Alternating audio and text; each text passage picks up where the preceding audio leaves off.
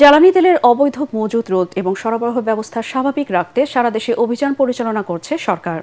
গাজীপুরের কোনাবাড়ীতে messrs Abdul Ali filling station থেকে অবৈধভাবে মজুত 34,000 লিটার জ্বালানি তেল জব্দ করেছে ভ্রাম্যমাণ আদালত। সোমবার রাতে জেলা প্রশাসনের নির্বাহী ম্যাজিস্ট্রেট সালেহুর রহমান ও গাজীপুর 63 বিজিবির উপ অধিনায়ক মেজর শরীফ আহমেদ ভূঁইয়ার নেতৃত্বে এই অভিযান পরিচালিত হয়। সালেহুর রহমান জানান, অবৈধভাবে জ্বালানি তেল মজুতের দায়ে প্রতিষ্ঠানটির ম্যানেজার আবুল কাশেম বাবুলকে 1 মাসের বিনাশ্রম কারাদণ্ড দেওয়া হয়েছে। একই সঙ্গে প্রতিষ্ঠানটি সিলগালা করা হয়। এদিকে চুয়াডাঙ্গায় পৃথক অভিযান চালিয়ে 9,200 লিটার তেল জব্দ করেছে জেলা প্রশাসন। একই সাথে তেল পরিমাপে কারচুপি করায় 60,000 টাকা জরিমানা করা হয়েছে। পাচারে জড়িত 4 জনকে আটক করা হয়। অন্যদিকে নাটোরের সিংড়ায় অবৈধভাবে 11,000 লিটার ডিজেল, অকটেন ও পেট্রোল মজুদের অভিযোগে এক ব্যবসায়ীকে 1 লাখ টাকা জরিমানা করেছে ভ্রাম্যমাণ আদালত। ব্রাহ্মণবাড়িয়ার কসবা উপজেলায় অতিরিক্ত দামে জ্বালানি তেল বিক্রির দায়ে এক ব্যবসায়ীকে কারাদণ্ড দিয়েছে ভ্রাম্যমাণ আদালত।